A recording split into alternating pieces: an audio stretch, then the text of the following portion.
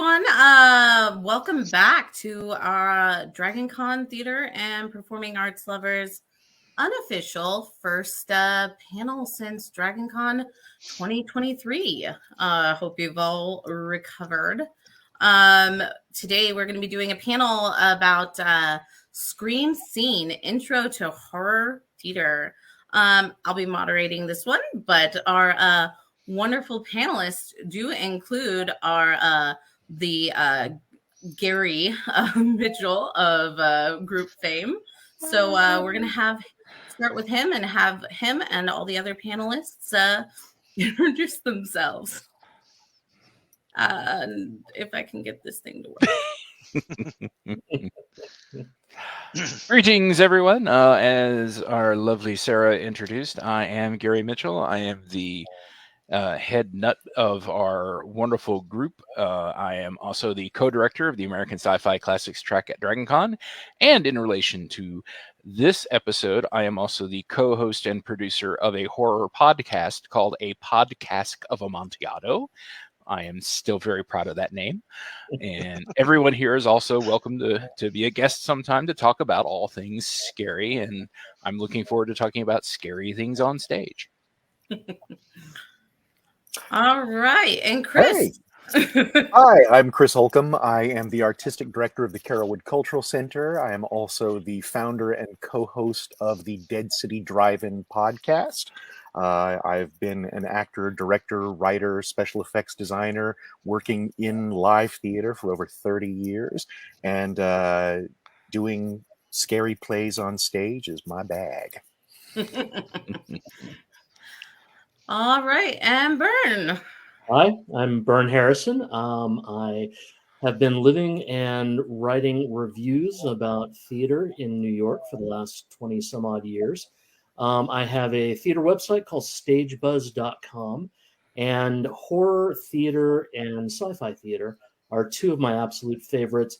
On the horror side, I tend to like the comic stuff a little better than necessarily the pure horror, but I have seen some marvelous pure horror theater up here in New York, and I'm looking forward to talking about it. Definitely.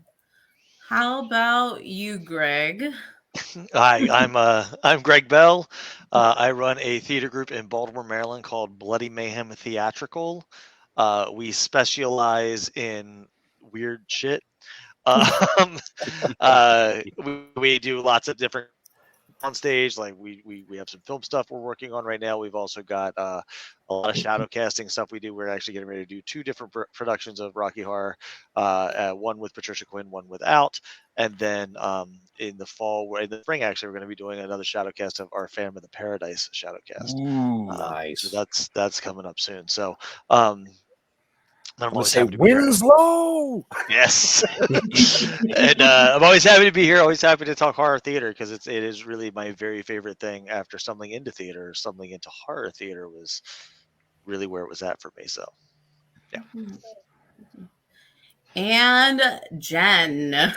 Hello, my name is Jennifer Hartshorn. I am a retired podcaster. I am a retired actor and retired from a great many things. But I'm currently I run the tutoring center at a university here in Atlanta, and I write about popular culture from an academic standpoint. But I grew up doing theater, including Sweeney Todd when I was 14. So I love the spooky stuff in general, and look forward to talking about it. Definitely. Well, and you and Greg are apparently supposed to be talking backwards.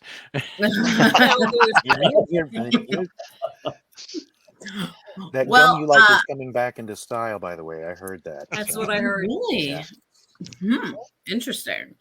Well, one of the things I wanted to talk about was actually what got you guys into the world of horror theater. What draws you into horror theater specifically? And Jen, since you're on the screen, I'm gonna let you go first. Sure. Well, I've always been a fan of, horror, whether it's novels or role playing games. That's another thing I'm retired from. I'm a retired role playing game designer, and I worked on Vampire the Masquerade and Wraith the Oblivion, things like that. But my horror and my theater were kind of parallel tracks.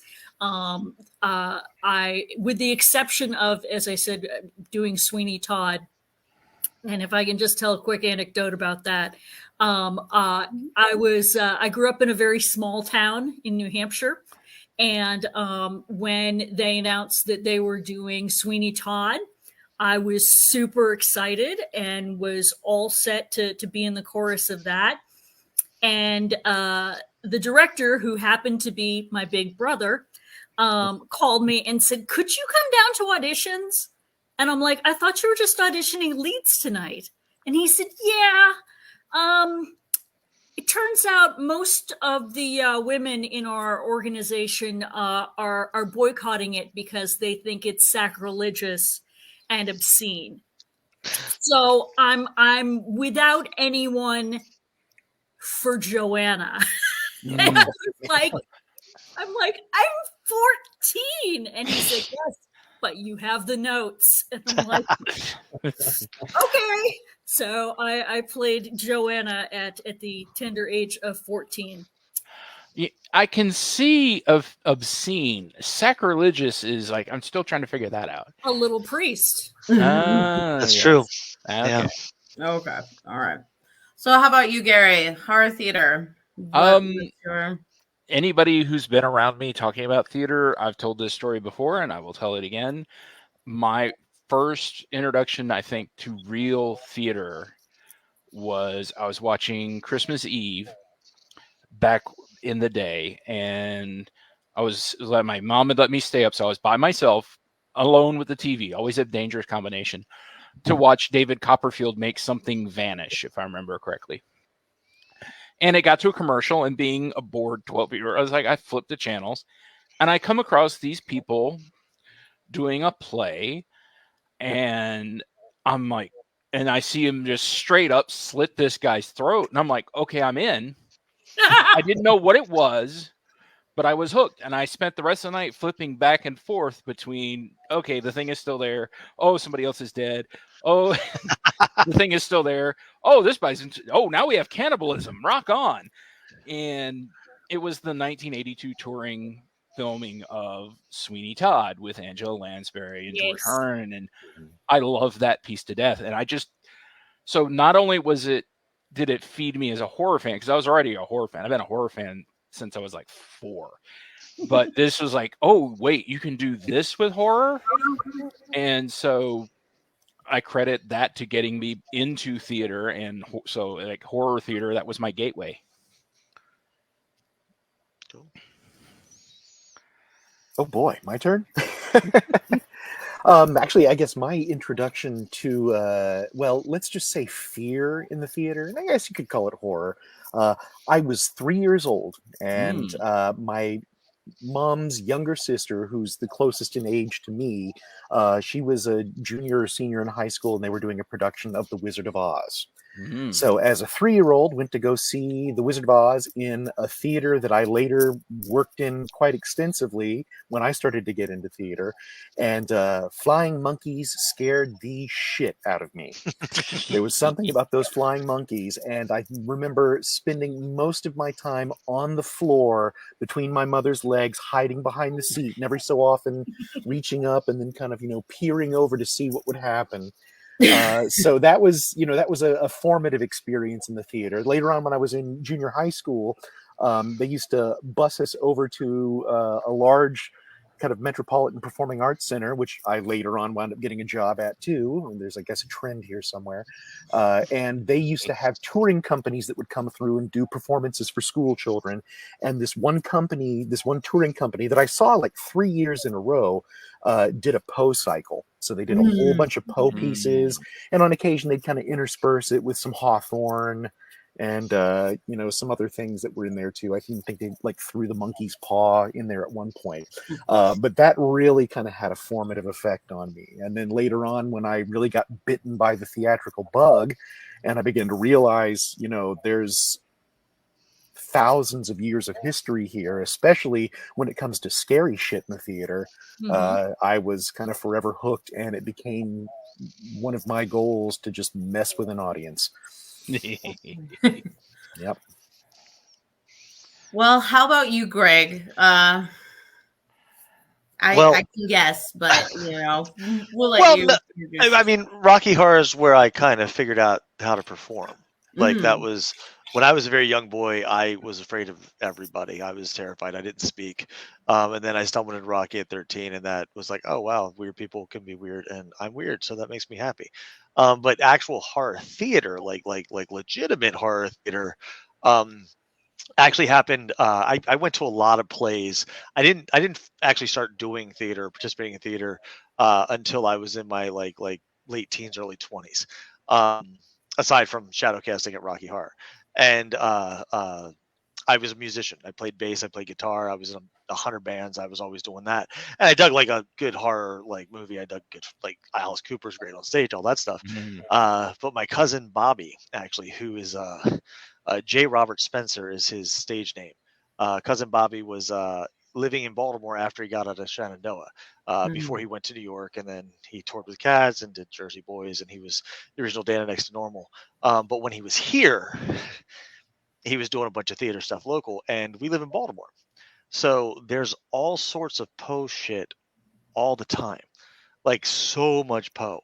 And he ended up stumbling into this thing with some like corner theater where he was reciting like the Poe stuff. And I mean, he's very good. So like, I remember being like, maybe I was like 17 and just being like fully captivated by like the Conqueror Worm, which is like, that's my favorite Poe piece, because like I had never heard it until that day, and I was captivated. And then like other people cycled in and they did things, and then they did excerpts from like different, of the novels, of the stories.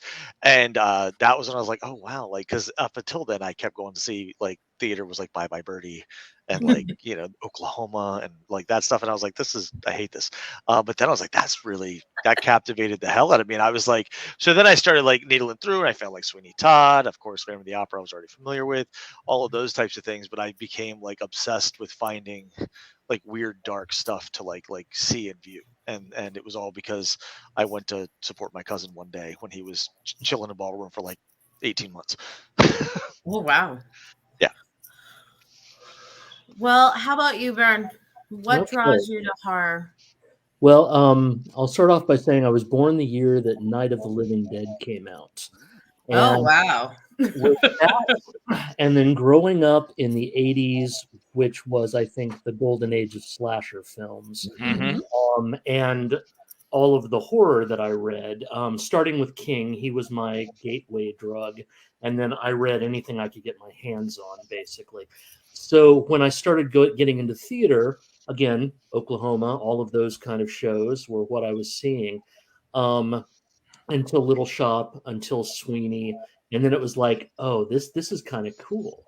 And then when I got up here and started seeing some of the amazing stuff that was being produced, it was like, anything you can find, vampires and zombies, werewolves, good human on human horror. It was just fantastic. And I just have enjoyed everything I've seen. It's been great. Well, that's awesome. Now, I do see we have a few people watching us live. I did want to say, if you guys have questions for the panelists, comments, your own answers to the questions, we'd love to hear you in the comments. So by all means, please talk to us. Join us. Join us. Join us. So I went Jedi. Everybody else. Since you answered our last question, what distinguishes horror from other genres? Because I know you said like you started with Oklahoma and stuff like that, but got drawn in. That's pretty horrifying if you ask me. Sweet charity. Can be. For me, I think it's the sense of dread. that you can feel palpable dread in watching some of these shows. I would also say just those visceral responses to what you're seeing, whether it's something that's frightening, whether it's a jump scare, or whether it's something bloody and disgusting, that you feel it inside. And I think that's one of the main things about horror. Even the really good, even with comedy versions of horror shows like Evil Dead or something along those lines, if the horror is being done right, you're still feeling those feelings, but you're laughing through it too. And that's the big thing for me. You feel horror. Definitely. How about you, Chris? What do you think? Well, I think I can piggyback on what Byrne said there. I agree. The sense of dread is something that's so remarkably powerful within the theater. And I've always been fascinated by audience-performer interaction. And the fact that you can really, in a way, much like you in the cinema, a director is always manipulating the audience. But I find it that much more interesting how theatrical directors have to go about doing that, because there are so many facets of production that you don't have control over like you would in a film. So that kind of forces the director to become more creative and to find new and interesting ways in which to kind of elicit some of those emotional, visceral responses that you're going to find in an audience. So that there's a certain megalomaniac, I think, in me that really kind of pushes me to kind of explore that realm of theatrical scares as opposed to like cinematic scares and everything. I mean, if you look at any type of theater that's out there, you can always find something horrific in it. I mean, you can look at something like All My Sons, we'll bring out some Arthur Miller right there. And I don't know if everybody here is familiar with the play, and spoiler alert, it's been out for, almost 70 years. So in case you haven't seen it and everything, there is a gunshot that kind of comes out towards the end of that play, and really, that moment, just that simple sound effect and everything, and then all of a sudden the recognition on the face of the audience of like, oh my God, what has just happened? So, there are moments within a lot of different genres within the theater where you can really play on that sense of dread, and it being, I think, a much more communal experience as opposed to, the theatrical experience when you're going to the cinema is wonderful. And I think it's something that, we've really kind of stepped away from and that we really need to kind of start to bring back. But doing that kind of thing within the theater, the relationship between the audience and the performer and the audience members themselves is very, very different. So those types of moments, I think, hit way harder than they would in a cinematic, presentation. Definitely. Well, hold on one second. My mouse decided to stop working. Greg, what do you have to add to this? Anything? Well, I mean, I really think that like you guys have already hit the nail on the head. Like my favorite part about like the horror genre versus like everything else when it comes to theaters, it's like I've always been drawn to the darker, like the more macabre stuff anyway, even as a young person. And the thing I always like when I'm in and I'm seeing something that is like actively horrific. Like I love the horror comedy stuff too, like the high end, like Zombie Proms and the Evil Deads and all that stuff. They're fun and they're hysterical. But like when you're looking at something like Let the Right One In and like that, and it's like, and the whole audience is like on the edge of their seat because it feels more real because they're real people and they're right in front of you. Like when you're watching a horror movie, it's like it's a movie. Like, they got time to edit with this CGI. They can, oh, let's roll it again. Here, it's like if all cylinders are firing, and they usually are, because the guys who are doing the horror theater are so focused on that, it transports you out of. Whereas, like, if I'm watching something that's a love story, it's like, yeah, it's nice and the songs are catchy, but I'm like, like Merrily We Roll Along is a lot of fun, but I don't want to spend money to see it. I have a lot of children. I need to feed them.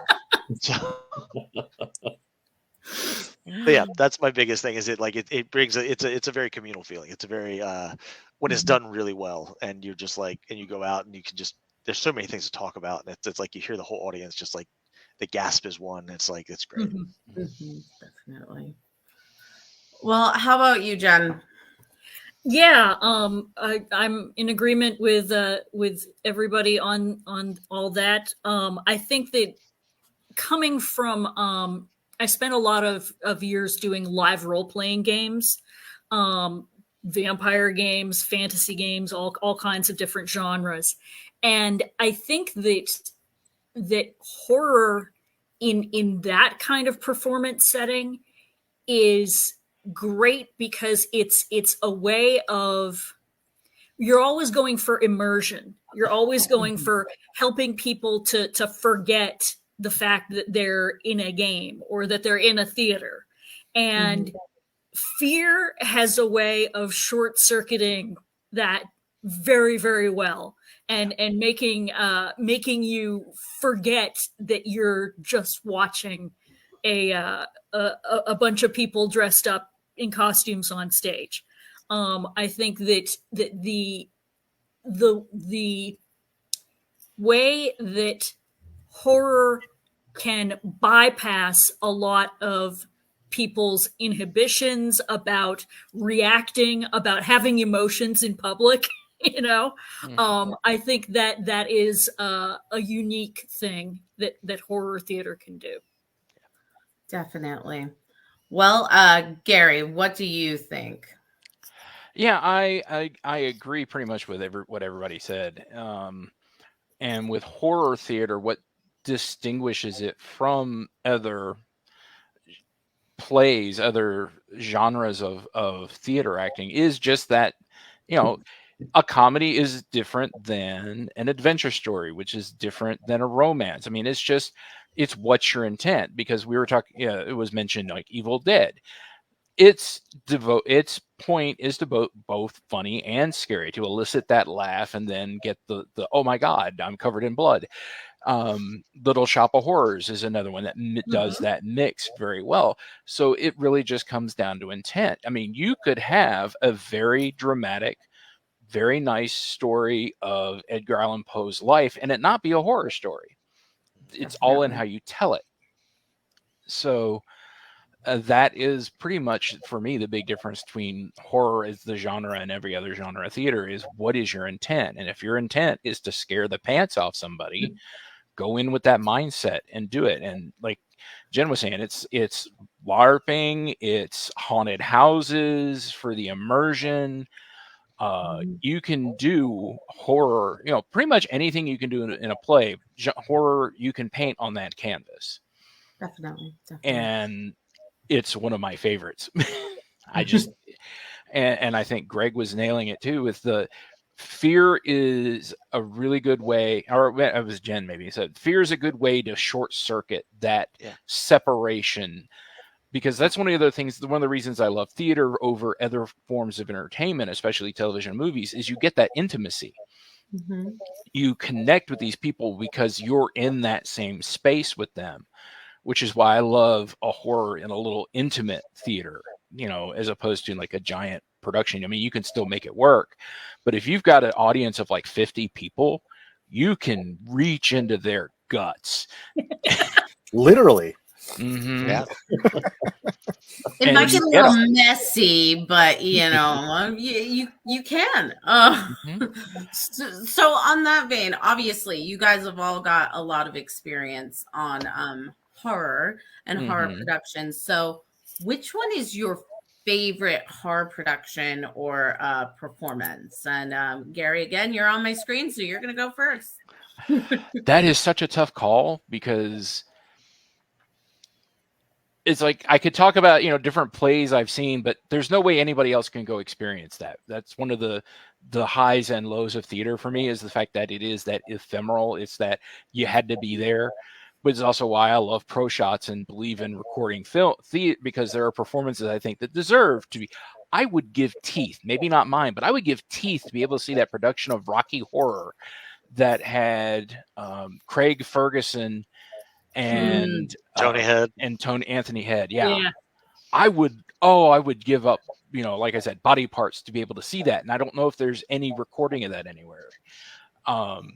So I'm sure Slime that's tutorials. high. Yeah, I'm sure that's high up there. But I'm just going to be a basic bitch and go. I love Anthony Head's Sweeney, or not Anthony. Now, Nancy, I'm at Hearn. I love Hearn's Sweeney Todd. I just love it. It's because it was the first. It imprinted on me very hard, and just he will always be Sweeney for me.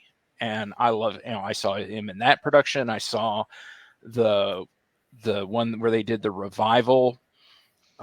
With Patti LuPone. Yep. And I thought he was still fantastic there. The man still had it. And so if you can do a good Sweeney, you've got me. But I'm also a sucker for a good Seymour Krelborn. Yeah. And I mean that particular Sweeney Todd, I mean, it stood the test of time. I mean, I think it's going to be on, I think it's AMC.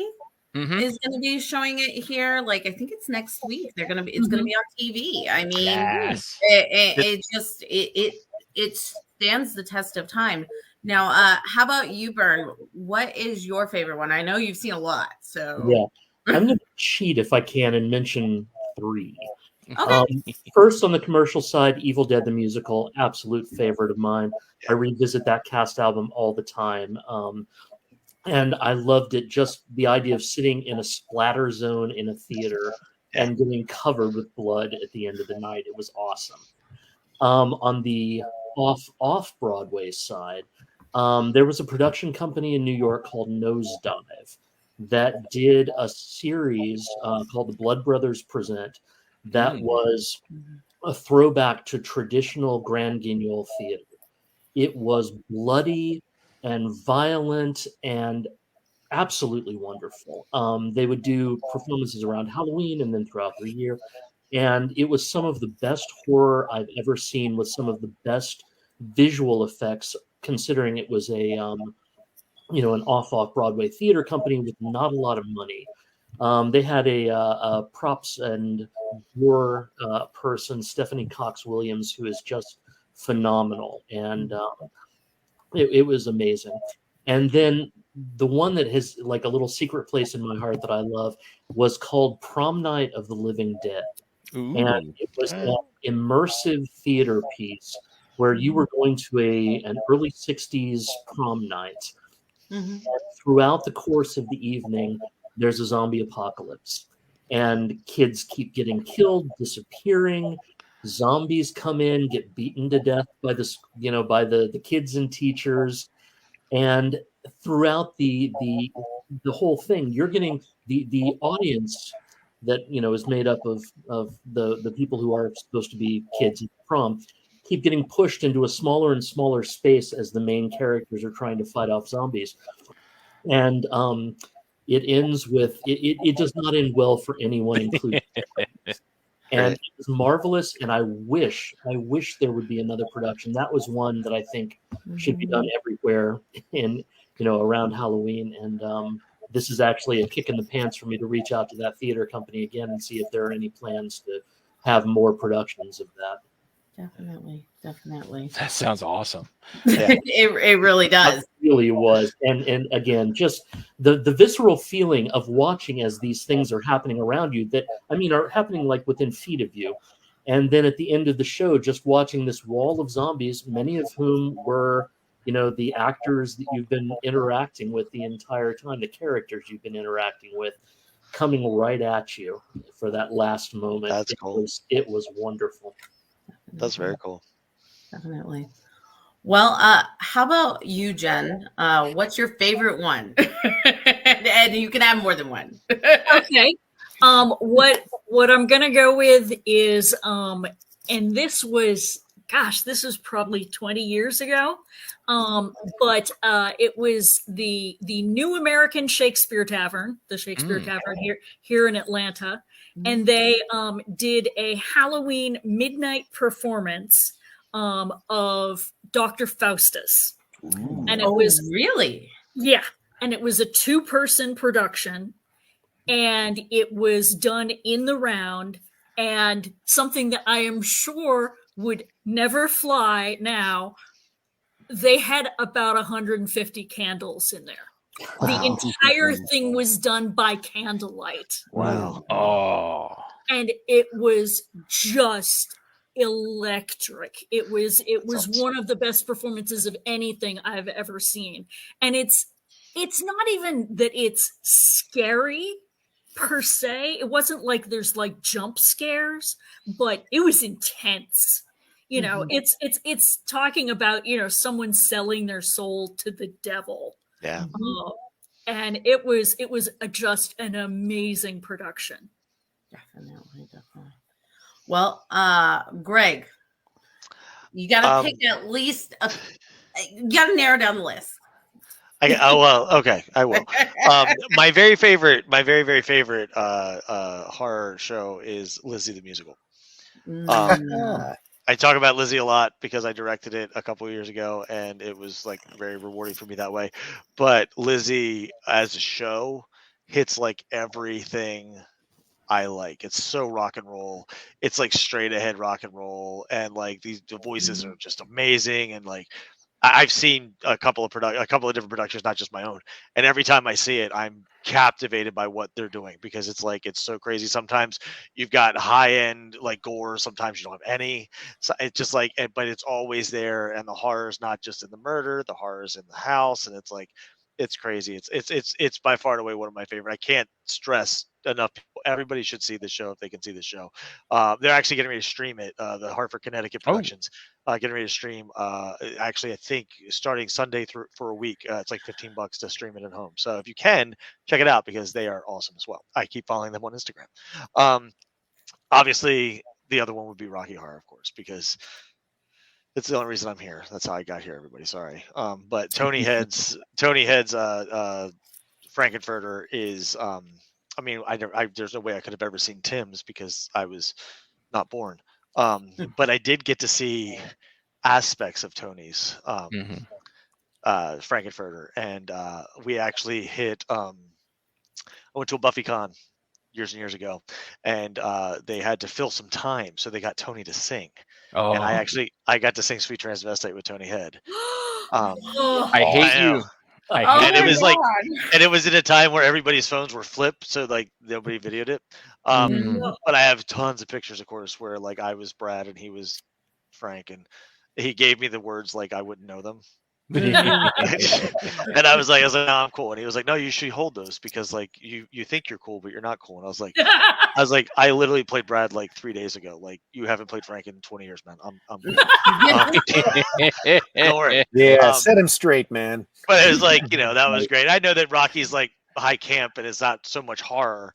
But I dig that a lot. And then I'm eager to see, I've seen clips of, and I want to see somebody do it on this coast. I really want to see like Let the Right One In, because everything I saw about the production they did out in Cali, I had a friend who went to see it, and he sent me pictures and sent me little clippity clips because he was getting the stuff from the Instagram reels and whatnot.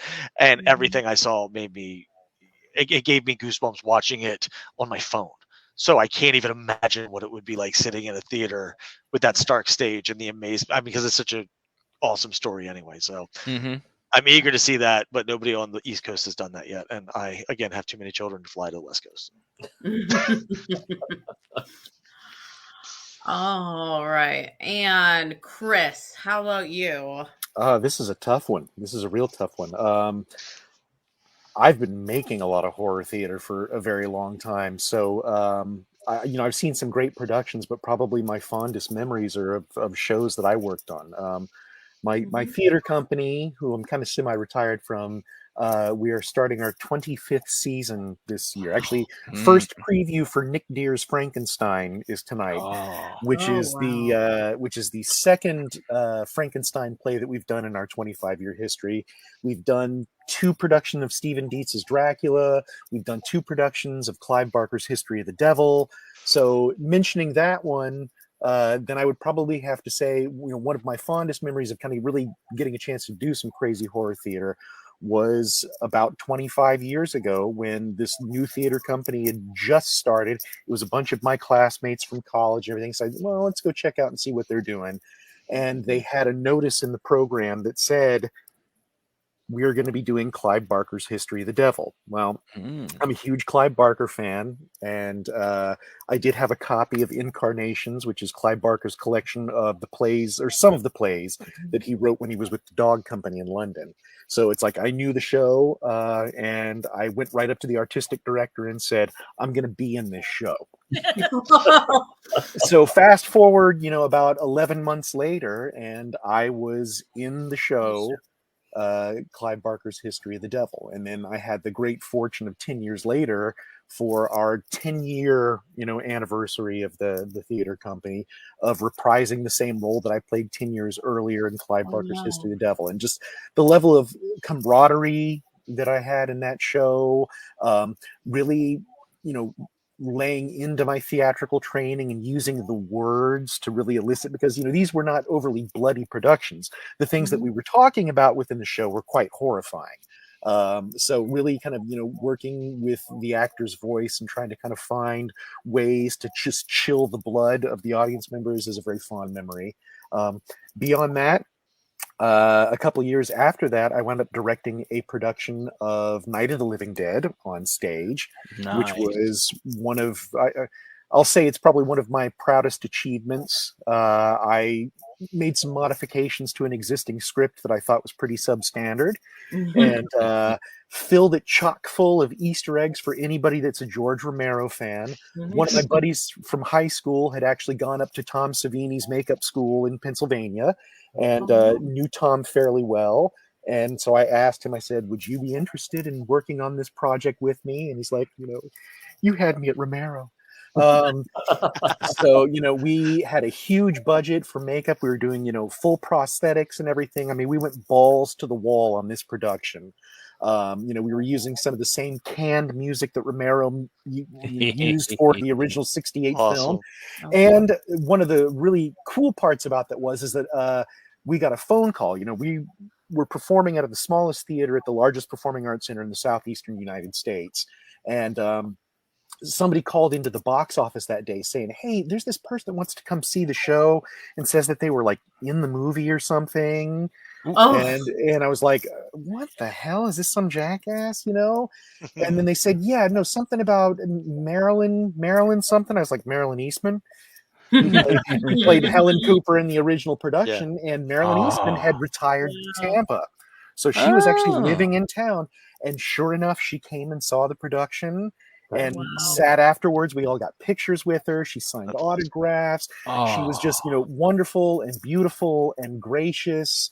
Tom Savini's ex-wife showed up at our show at one point. And then also the Mooney Hare Krishna zombie from Dawn of the Dead lived over in Clearwater. So I think he came over and saw the show. So it's like, I didn't know that so many damn zombies had moved out of Pittsburgh and have come to Tampa, So that was a pretty fun thing. So yeah, those are two great memories of stuff that I've worked on. But in all fairness, probably the most scared that I've ever been in a theater is that one of my best friends from college directed a production of The Woman in Black. Oh wow! And her show was going concurrently with my production of Night of the Living Dead. So I wound up getting a free night because I was working as a makeup artist. It's like once I took off my director hat, I had to put on my makeup hat and start doing makeups for the show. But I was able to get away for one night so I could go see her production. And I went up to her at the very end of the show that evening and I said, Amy girl, you obviously have the superior horror, in this show, because, mine's a certain type of horror, but the misdirection and, just the sheer dread, once again, that kind of, the audience felt in that show, I was blown away by. So, yeah, I have to take my hat off to her, and also my friend Brandon, who co-directed that show too. It was just amazing. The power of live theater. Well, you've obviously worked on a lot of horror specific shows. But one of the things when I first was talking to you about this panel is you were talking about exploring the concept of fear in the theater. And my little banner thingy didn't. But how do you explore the concept of fear? I know when we think horror, we think blood and guts. At least that's what I think of. So fear in and of itself, something like The Woman in Black. How does it explore that, and how does that work for live theater?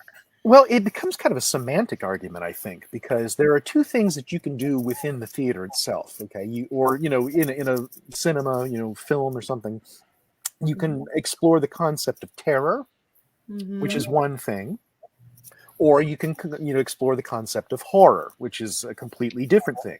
They're related, but the way that you kind of bring about those emotions are very, very different.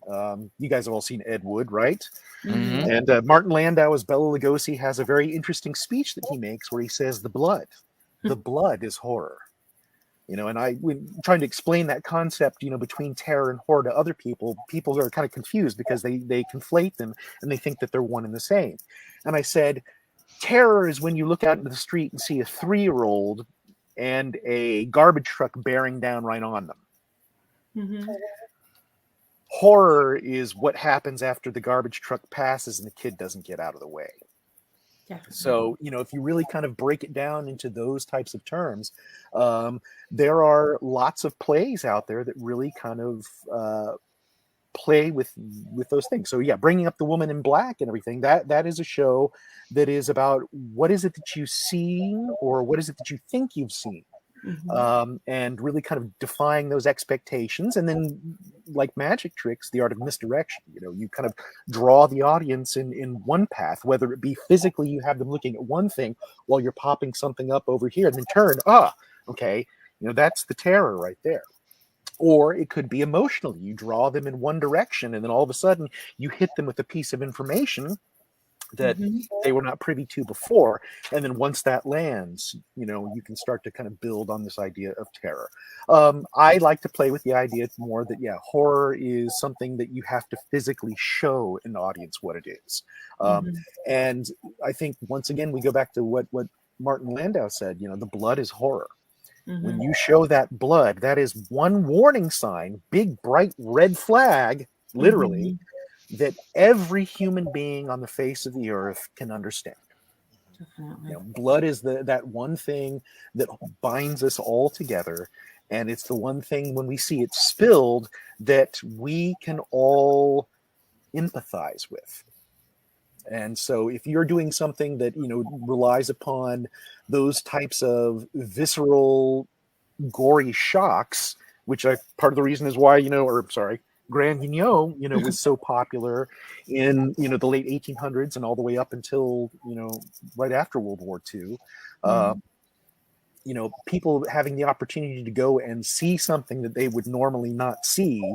There's the novelty of that and the titillation of blood, because, the emotions that they're built through horror are not too far from the emotions you're going to feel when you're sexually turned on by something as well. So being able to kind of play with the sexuality of blood and carnality, the idea of occupying flesh, and what are the things that we can do to mortify that flesh and change the flesh and everything. That is where I think horror lies. Definitely. How about Byrne? Do you have anything to add on this one?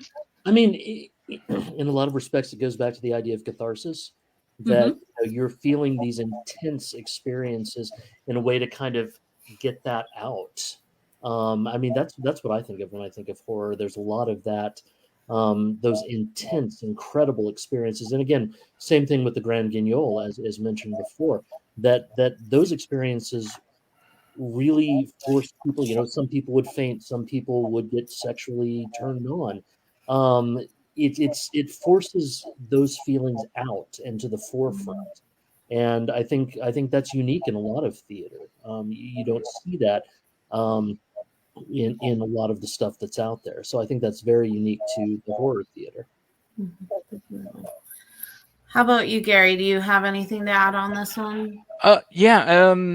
Chris is definitely onto something, but there's also just that, for me, real terror, because you can have something that will scare the pants off somebody without a single drop of blood.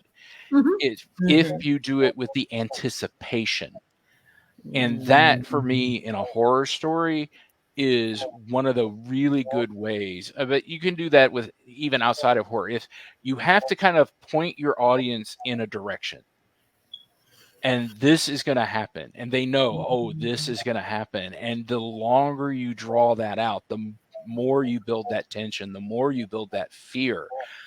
Hitchcock just said one time, it's like, terror isn't that there's a bomb on a desk. The terror is that there's a bomb under the desk. The audience knows about it, but the characters don't, and they know, oh my God, it's going to blow up at any time. When's it going to blow up? And I care about these people, and I don't want them. So you've got to hook the audience on these characters. And I have seen one-man performances of Poe's works. There's this guy who used to come to DragonCon all the time, and it's killing me. I can't remember his name. He had this beautiful baritone voice, but he would do a one-man play of the works of Poe. And, it's just this guy in a chair on a stage, nothing else.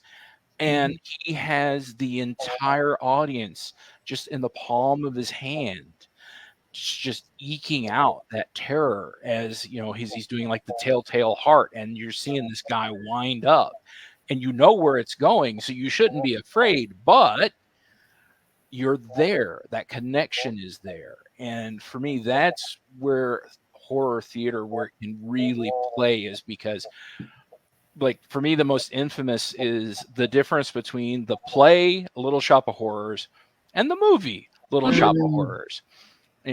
Spoiler alert, in one of them everybody dies.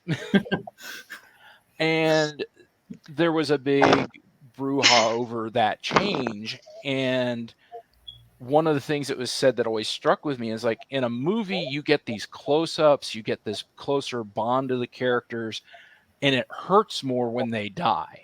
Mm-hmm. So that's why they changed it to the happy ending. That in America doesn't do well with bad endings in general.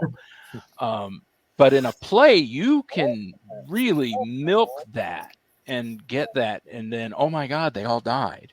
I mean, that goes back to even, Shakespeare or the Romans,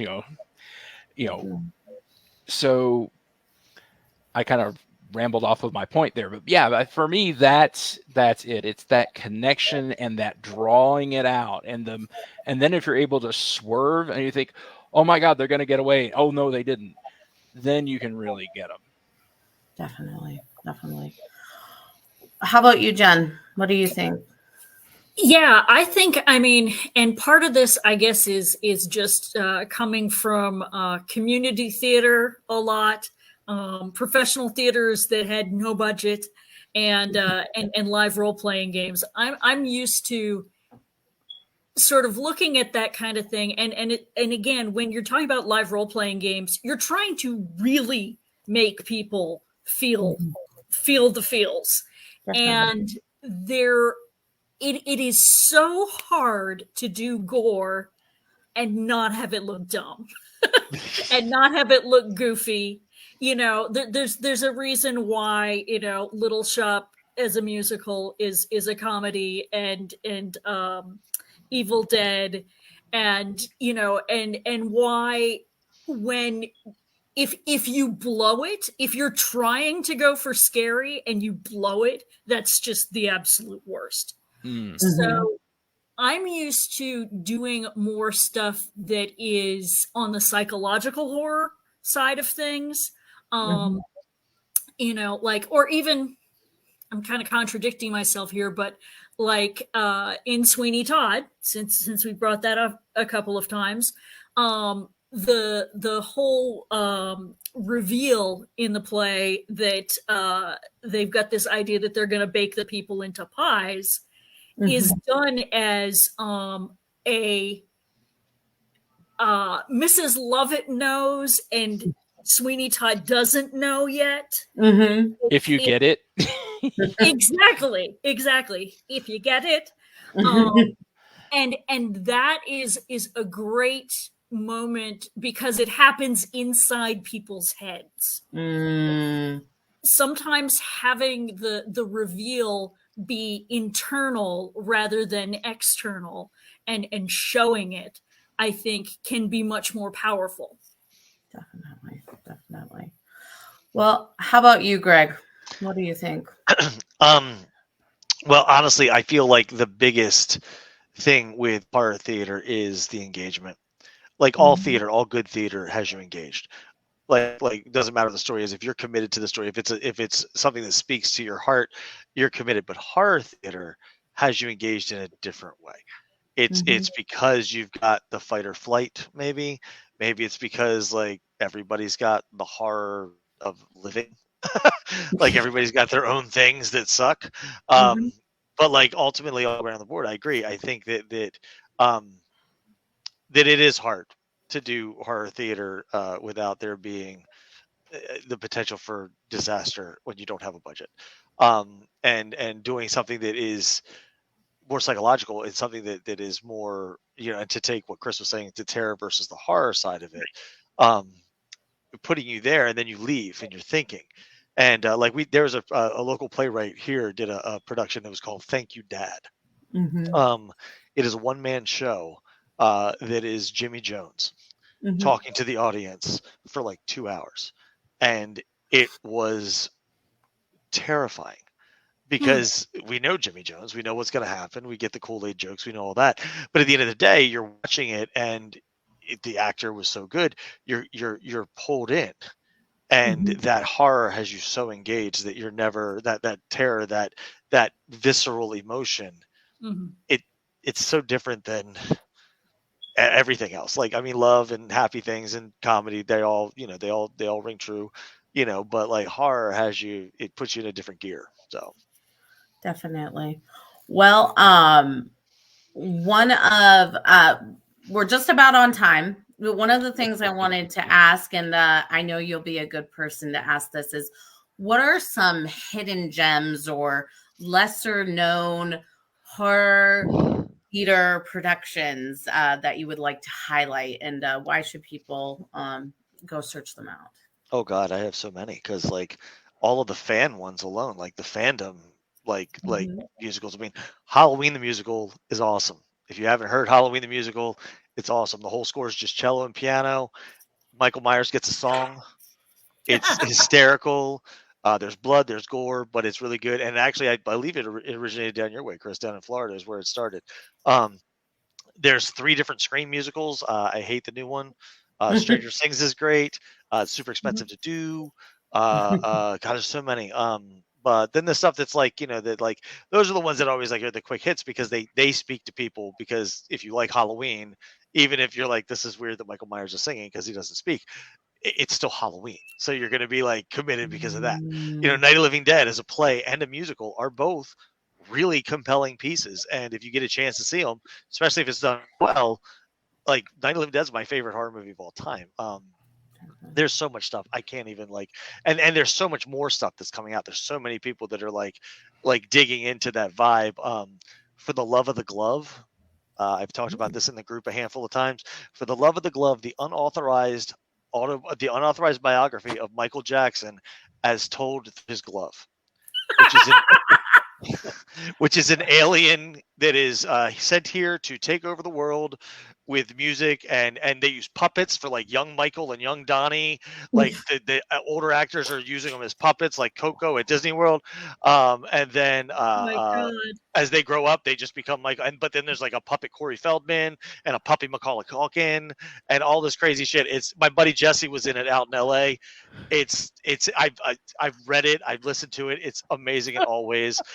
Exorcistic, the rock, the unauthorized rock musical, that's up in New York right now. My buddy Jesse's in that. Silence the musical. I don't know. You guys just play all this back My after friend I say all this produced stuff. that show. Yeah, Silence the musical is so much. When I stumbled on that and I just listened to, like put the If fucking I could lotion. smell her. Yes. I was like, I need to. That's my next audition song, and I'm never gonna get cast again, but I got to do it. Like those are all like great because like they already have like you have knowledge, so you can go in and enjoy it. I'm also gonna recommend like a lot of like if you can find something like Clive Barker has a lot of plays. You're right, Chris. My favorite one is Crazy Face. I love Crazy Face Crazy is Face. great. I want to do Crazy Frankenstein in Face so Love. bad. I want to do it so bad. There's also a really cool play called 13th Night, which is a slasher movie set in iambic pentameter. Wow. Yeah. Oh, So that's like my colleague stumbled onto that, and we're gonna do that hopefully soonish. Once I get through all this Rocky Horror crap, I'll be able to think about that again. But the rights are super cheap, so like I'm very interested. So yeah, there's a lot of stuff out there. So like, you just plug it into Google. You plug it in, you can find so much stuff. And I just read anything I can find. They're like, that looks kind of cool. And then sometimes it's awesome, and sometimes it ain't. So. All right. How about you, Chris? God, there's a lot of stuff going on. Absolutely. Once again, to throw Barker out there, just because I think that he is painfully underproduced. His stuff that he wrote for the Dog Company is just absolutely amazing. And yes, Crazy Face is great. Of course, History of the Devil. But I would really love at some point to see a production of Frankenstein in Love. I mean, that's one that I'm completely in love with, and we'll see what happens. But yeah, there's other stuff out there. My theater company just a few months ago did a production of Misery, which was absolutely amazing. So if you have not had a chance to see that, William Goldman, kind of did that one too. So it's a fantastic tight show, three-hander. But every bit, in a great production under, good direction, it is a fantastic show. I recently came across, kind of unsolicited, in my capacity as an artistic director, somebody sent me a copy of a version of Amityville, which takes a completely different take. It's not the story of the Lutzes like we're familiar with, the Jay Anson book and the movie and everything. This actually goes back to the original DeFeo story, and I thought it was absolutely fascinating. So I'm really toying with the idea of trying to produce that show. It really, you'd be surprised. There's some companies out in Seattle that have done some great Lovecraft stuff. There's actually a really neat adaptation of Herbert West Reanimator that I saw, and actually they were doing it, I think, serialized. So every second Friday or something like that, they would go through and you get a new chapter of the story. That's cool. So there's that. Other crazy playwrights out there. Nikki Silver is a great playwright who has written some really, really kind of off the wall, very, very campy kind of stuff, kind of in the Charles Bush vein. But still, if you really kind of think and look about the subject matter that they're presenting, you're like, this is some pretty out there shit. So yeah, I mean, really, if you look for it, you're going to find it. And there's new and exciting playwrights that are popping up all over the place. So really, all I got to say is just support your local spooky theater. Look around, and especially this time of year, so many theater companies out there are putting out some sort of Halloween fair. I mean, really, that's how my theater company, we got on the map, because everybody, rather than doing a Christmas show, we were always doing a Halloween show. So, there's a lot of theaters out there that really try to kind of capitalize on the spooky season, and you'll find all sorts of great stuff out there. Definitely. How about you, Jen? Do you have any lesser known ones you'd like to highlight? Well, I won't say lesser known, but there's, yes and no.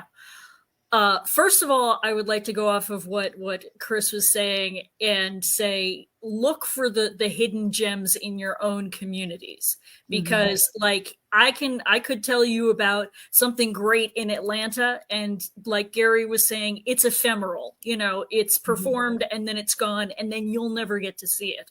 So I encourage people, and I would encourage people to look for immersive theatrical productions and location-based theatrical productions and things like that. For example, there was one in Atlanta a couple of years ago that was Frankenstein, and it was done in one of the big churches, actually, a church that had been sold to a private investor, and it was amazing, and just being in that space was phenomenal.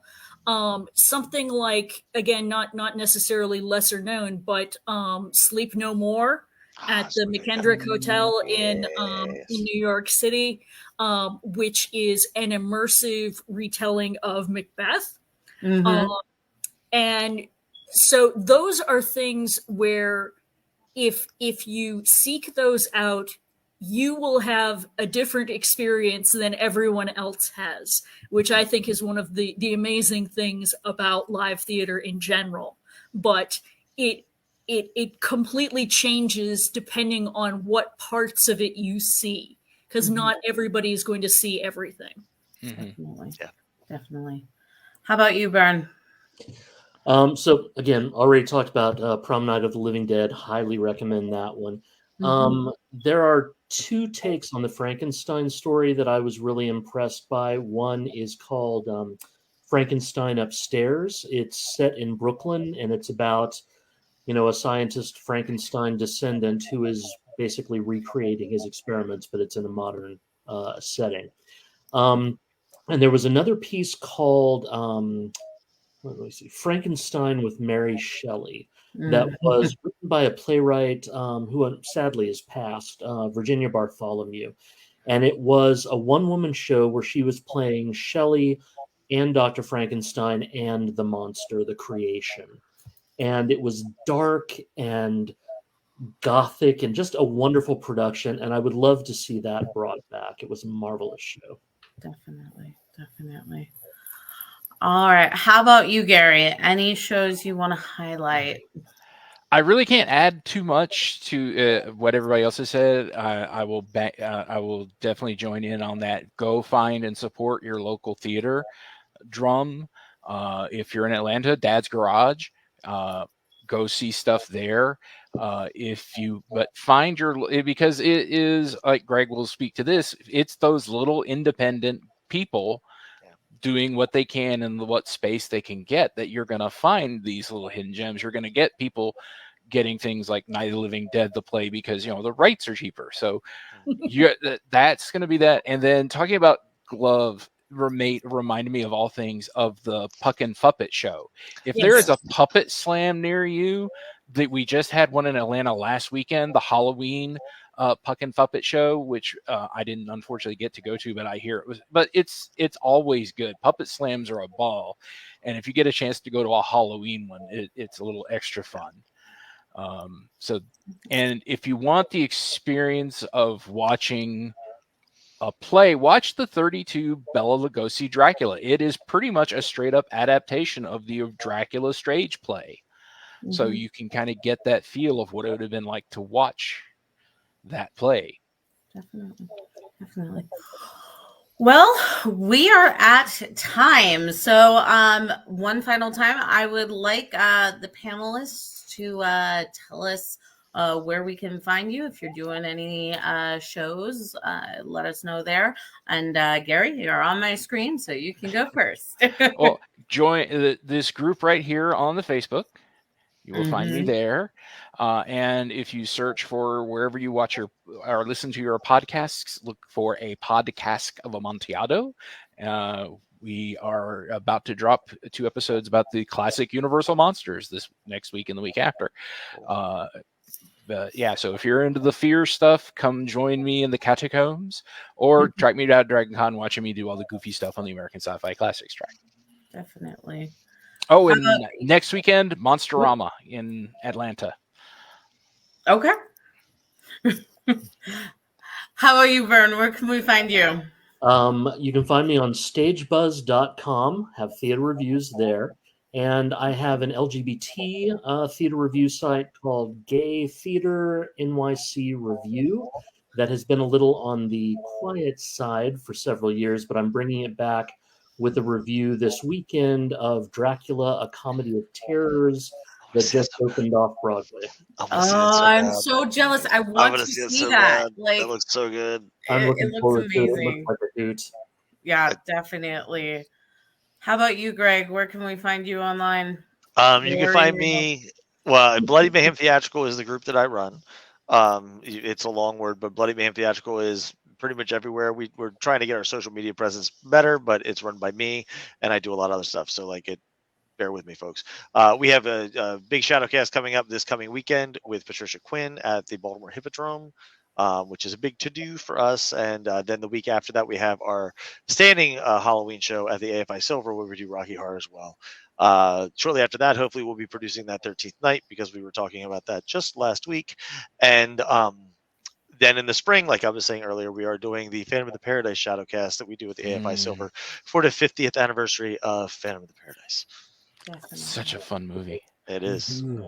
It's one of my faves. And Chris, where can we find you? You can find me at deadcitydrivein.com, and you can also email us because we are always waiting to hear from people, questions, suggestions, and everything. So that's deadcitydrivein@gmail.com, and we're also on Instagram at deadcitydrivein. So Dead City Drive-In. And how about you, Jen? You can't find me. I'm mysterious. No, I am not currently podcasting. I am not currently doing any shows.